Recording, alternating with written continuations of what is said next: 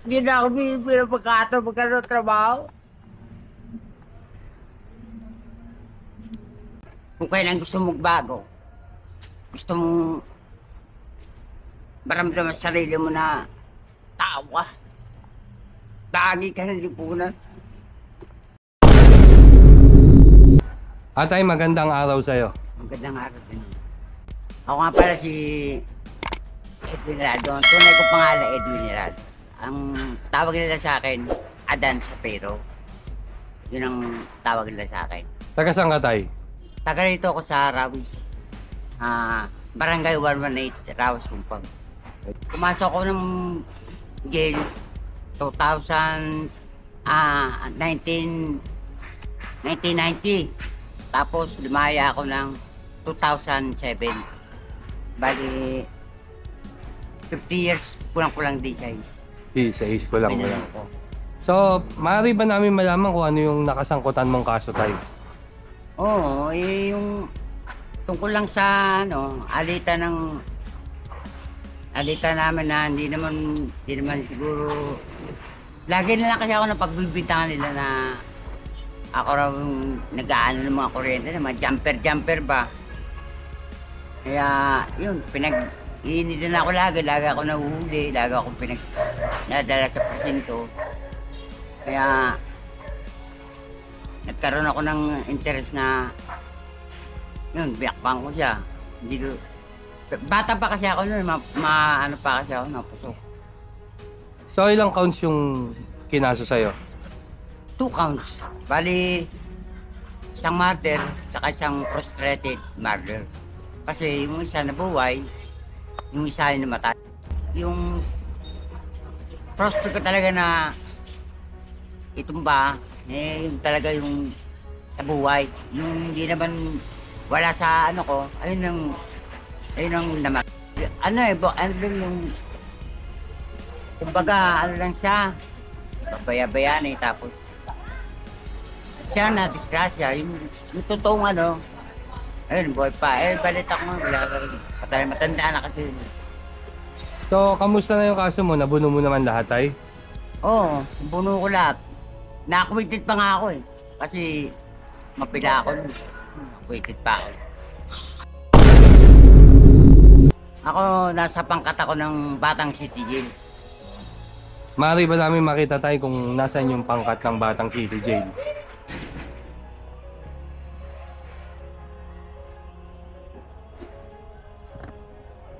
Nung bata pa ako, nakatambay, yan, tambay-tambay kami dyan sa Rawis. Napusuan ko yung Batang City Jail kasi nga halos lahat ng mga kakilala, kabarkada, katropa, puro mga BJ. Kaya yun, nagpatatakaw ng ganito, may pangkat na ako. Kasi nung araw kasi, pagka wala kang pangkat, pag napunta ka ng jail, balagong ka sa trabaho, pupunta ka ng Kuwerna, wala kang pangkat eh. Hindi ko sinisilo nga siya, uutos sa'yo, sinisilo lang kaanggar sa'yo dyan. Ang ginawa ko, sa laya pa lang. Palagay na ako para, kasi alam kong darating yung pagkakataon na nagluloko ko eh. Darating yung pagkakataon na papupunta ako ron eh, papasok ako ron eh. Kaya pagpasok ko ron, may pangkat na ako. Nung time na nakadisgrasya ka, tay, nagtago ka ba? Hindi naman ako nagtago, okay lang eh. Andyan lang ako sa amin. Diyan na rin ako nahuli eh. Ba't ako magtatago ako? Ganun na rin eh. Wala naman ako mapuntang iba. Kaya yun. Nahuli ako nila. Pagkabata ko, yung mga kapanahunan na yun, isa rin ako sa mga tambay-tambay lang, pero gumagawa kami ng mga kalokohan, gumagawa ko ng... Minsan, masama ako sa mga grupo, dudukot-dukot, o kaya may mga time na lumalakad kami, sama pa rin ako. Pero, yun, hanggang sa masukan ako, labas-pasok. Yun. Nung panahon ba yun, okay sa'yo yun? Maganda ba yun para sa'yo? Hindi naman para sa akin kasi hindi ko lang din naisip na ba't ganun pala naging buhay ko? Puro kasama na lang atang ano ka. Pero hindi naman ako ligas talaga masama. Dahil lang ng pangangailangan ko.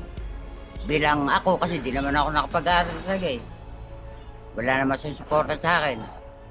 Kaya nakagawa ko minsan ng hindi maganda. Bata pa kasi ako noon, mapusok. Sige lang ng sige, kahit yan. Palaban talaga kung pakiniyaya ako, fine, yun lang. Basta katawin ako sa buhay ko, pera-pera lang. Wala tayong ano, basta pera-pera, lahat, sama ako. Nung una, medyo mahirap. Kasi nga, pag dito ka pa, kumbaga, mamamasukan eh. Pag dito eh, dala nung, siyempre, nakalala ako sa pangkat na ganun-ganun, siya din niya, ganun-ganun. Nilagay ako sa tangga, hinugot ako, naging naging kulturero, nagmayor ako ng cheese sa brigada, hanggang may nakilala ako ron na babae na taga-female. Dati kong nakakalala siya, pero doon kami nagkita sa Bilibid. Sa female siya eh, sa mga babae. Nagkaroon kami ng, ano pa tawag dito? Oo, kami, kasulatan ko siya eh, gano'n eh. Tapos doon, lumaya siya. Doon, dumalaw sa akin. Nag-iasawa ko siya, matagal. Dumalaw sa akin, kung anong tagal ko sa pamimilibid. Ganon din siya. Ganon din ang dalaw sa akin. Hanggang hindi niya ako iniwanan sa ere. Hanggang sa lumaya siya. Yun. Tapos nagkaiwala pa kami. Nung nandito na ako, nagkaiwala pa kami.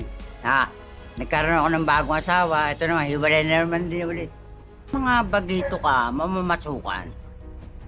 Siyempre, walang kakaratse, walang yun. Kung di ka kukunin ng isang magulang, ng isang magulang sa pangkat na aarborin ka, mananatili ka lang sa pasilyo.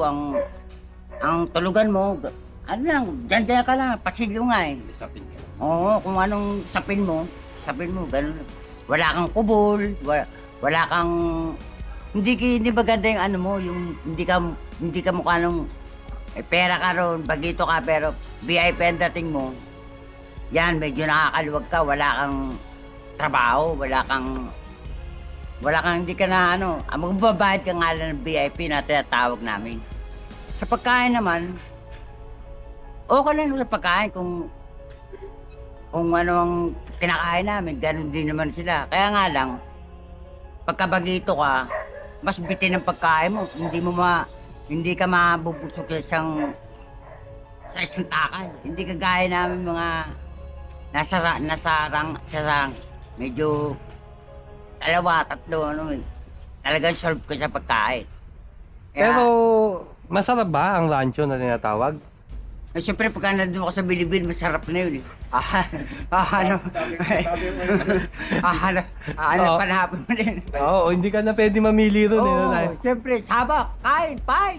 Kasi pagka maarte ka pa, mahanap-hanapin pa yung ibang pagkain na nakikita mo sa laya, gutom ka ron, talagang. Sabi nga nila eh. Swerte doon yung may dalaw. Yun. Masarap ang pagkain yun, no? Pag may dalaw ka, siyempre, mga 1 linggo mong titipirin yung mga pagkain na yan para lang. Dito lang sa jail eh, nung mag-riot ang BCJ tsaka Sputnik. Si Lando Dueñas, mayor namin, nakagano lang sa selda. Nakasilip lang siya eh, face to face na eh. Lahat kami ng mga tao, nasa labas na. Talagang, lahat ng gusto nyo sumabak, kumuha lang ng gamit. Ano yung gamit namin? Balagbag eh. Kuha kami ng gamit. Yung mayor namin nakaganon. Dito, siya, biglang, pang! Patay na pala, namasa ulo. Yun ang pinabuhat na namin pag dating sana, laylay na, labas na yung utak. Tapos naman, meron naman na enkwentro, tagaan naman ito sa ano. Komando naman, tsaka BCJ. Sa Tagiliran kami ng ano, brigada, abang lang. Talagang pagka dyan, papasok ko ng mga face to face, talagang walang atasan. Pag hindi sumigaw yung mayroon na, oh, atras mo na. Pasok kami sa loob. Paano natitigil ang gulo? Paano yan? Natitigil ang gulo ron pagka talagang marami ng mga jail guard na i-spray na ka ng ganyan. Siyempre, tigil na ka yan. Dadapaan ako sa taas. Yung iba, pasok, gapang, brigada. Na ano yung gulo, natitigil. Nagkakaroon ka rin ba ng takot o kaba kapag nagkakarayot? Oo naman, meron ka lang madaramang ano ka ba? Bakit hindi tawa eh. Kaya nga siyempre, yung mga ganong pagkakataon, pangkat na pangkat yan eh. Palakasin mo na ng loob mo. Kasi, kumbaga sa gera, dyan na yan eh. Talagang handa ka mamatay, handa ka pumatay. Ganun lang ang anong style. Pero, baby. obligado ba na sumali yung mga kapangkat mo sa riot o pwedeng hindi sila sumali? Pwede naman sila nasa tabi lang. Pwede namang palabang ka. Sali ka dyan, eh. Pasok ka na ng pasok. Kuha ka ng kumulang ng gamit. Basta yung mga natitira sa brigada, ayun ang bantay doon sa loob. Sakaling mapasok na yung brigada na, mapasok na, sila yung taga-suporta. Kami naman, mga nasa labas. Okay. Matakalan? Ako hindi ako nakaranas matakalan. Wow. Kahit siyang beses, hindi ako natakalan dun. Kasi, lagi ako na sa lugar eh, tsaka sa pa, nanungkulan ako. Alam ko naman yung kahinatan ko kung sakaling darating yung mga ganung pagkakataon, pero hindi. Hindi ka natakalan? Hindi. Hindi ako na... Bakit ba natatakalan ng isang inmate? Kung puno sa kanyang, kaparusahan niya, diba, nagawa niyang hindi maganda sa brigada, yung tinatawag namin Magna Carta, nakagawa siya ng kasalanan na nakalagay doon sa Magna Carta, yun, tatakalan kung bakit, ba, nangagaw ka ng asawa. O, ba, asawa ng akausa mo, inaagaw mo. Pagdating doon sa loob ng bilibid, nakahanda na yung ano mo. Nakahanda na yung... Dadapaan mo? Oo, dapa ka talaga. Eh, sa amin, isang kaban yun. Ano yung isang kabantay para malinaw sa mga manonood? Yung Ilan yon? tatakala ka ng 32. Kung anong numero ng pangkat mo, ay nung So, tatakat sa'yo. sa BCJ, 32. Eh, totoo. Ganon pala yung isang kaban sa inyo. Oo.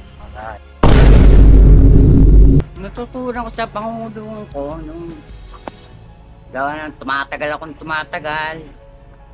Napasama ako sa mga charismatic kung tawagin, mga born again, ganyan. Kahit anong reliyon, papasok sa brigada namin, nakikinig ako.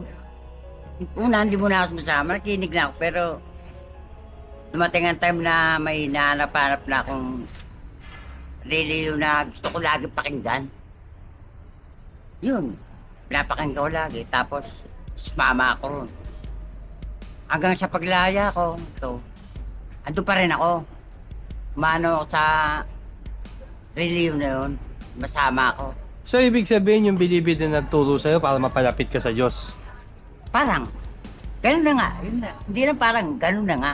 Kasi, pag nasa bilibid ka, lalo sa gabi, tahimik. Tapos, kaganon ka lang sa brigada, iisip ka, bakit nga ba ganito buhay ko? Bakit nga ba? Puro ganito. Ba't hindi ko lapit yung sarili ko sa Diyos? Okay. Yun. Gandito. Kaya lang, dito sa labas, wala. Tulad na sinabi, wala. Mahirap itong kumuha ng trabaho. Mahirap. Kasi nga, convict ka eh. Kaya minsan napapailin nila sa sarili. Kung kailan gusto mong bago, gusto mong maramdaman sa sarili mo na tawa. Tagi ka ng lipunan. Hindi na ako binibigyan ng pagkataon magkaroon ng trabaho.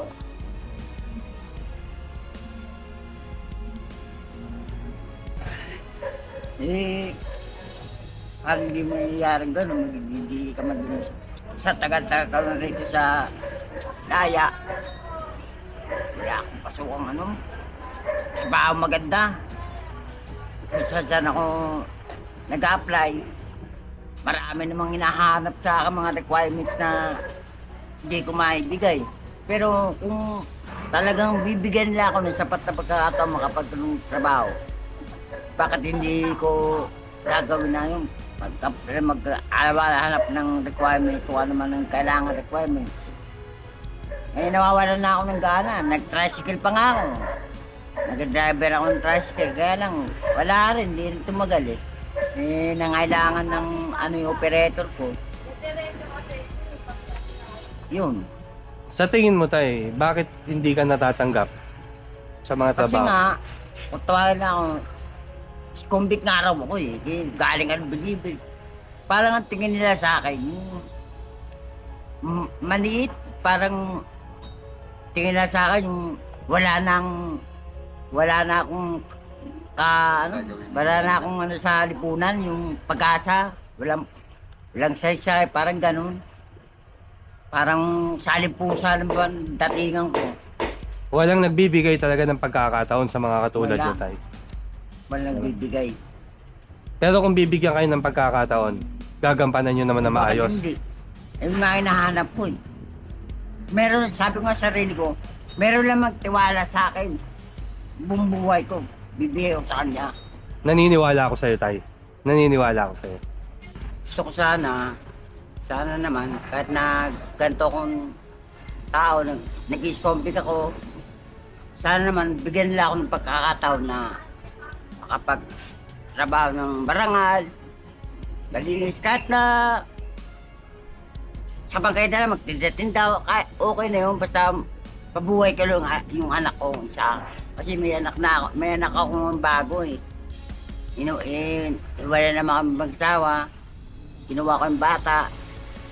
Yun. Sana, ano lang nila ako ng pagkakataon. Hindi ko sisirain yung pagkakataon na bibigay nila sa akin. Talagang bagong buhay talaga. Ayaw mo nang bumalik sa loob tay. Ayoko na. Mahirap na masarap, pero ayoko nang balikan. Kasi iba talaga yung may iniwan ka dito. Kasi nung araw, may anak ako, hindi ko naalagaan. Wala akong naalagang anak na napalaki ko. Kaya eto lang ngayon, kaya porsigido talaga ako na buhayin siya, makapaghanap ng trabaho. Basta parehas na pamamaraan. Literal ba tayo na sa isang inmate yung iniiwan ng asawa? Masakit. Literal yun? Nangyayari talaga yun? Nangyayari talaga eh. Hindi maaaring hindi mangyayari kasi walay kayo ng tulugan, walay kayo ng natural lang siguro na dapat nilaro mo sa isip mo na talagang pag nangulungan ka, yung asawa mo, pag dumalas sa'yo, pagka umalis na yan, lumabas na yan, hindi na sa'yo yan, iba na yan. Kailangan manatili sa utak mo yung ganun. Eh tayo yung tinatawag na buryo. Naranasan mo ba yan? Yung gawa ng nabubulong ka, gawa ng, yung nga, iniisip mo pamilya mo, anak mo, asawa mo, andun yung rebelde utak mo, rebelde yung mahal mo. Konting ano na siya, yaya siya, tara, tayo. Di, paalam ka kay Mayores. Puta ka, parang ganon. Minsan naman, Mayores, hindi kayo papayagan basta-basta ng ganon eh. Palo-palo, dala lang ng buryo, gaganyan kayo. Siyempre, tayo na. Doon ka na lang sa tabi. So, sa lahat ng sinasabi mo tayo, ibig sabihin napakahirap mangulungan. Mahirap. Mahirap talaga. Wala namang kulungan na na hindi mahirap. Lahat yan mahirap. Talagang darating ka talaga dyan. So, anong masasabi mo sa mga kabataan na mapupusok ngayon? Yun. Yung mga kabataan ngayong mahupusok, ang gusto ko nga lang sana parating, huwag silang maging mapasok. Ano nila yung sarili na ilagay nila sa maganda kasi hindi lahat ng pagkakataon andyan sila, buhay sila. Buti kung maabot sila ng katulad ko, nasa edad na ganito, mapalad pa nga kami, kung hindi na sila umabot, bigla ng kapusukan nila. Wala, kaya pinakadabis niya, mga pusok ngayon, medyo kalma, mag-isip kayo bago kayo gumawa ng mga akbang. Isipin niyo muna kung anong kainat ninyo. Tay, napakabisa ng mga payo mo. Talagang tatatakto sa mga isipan ng mga kabataang nakakapanood nito. Maraming salamat tay sa pagpapaunlak niyo sa akin. Salamat din po. Salamat tay.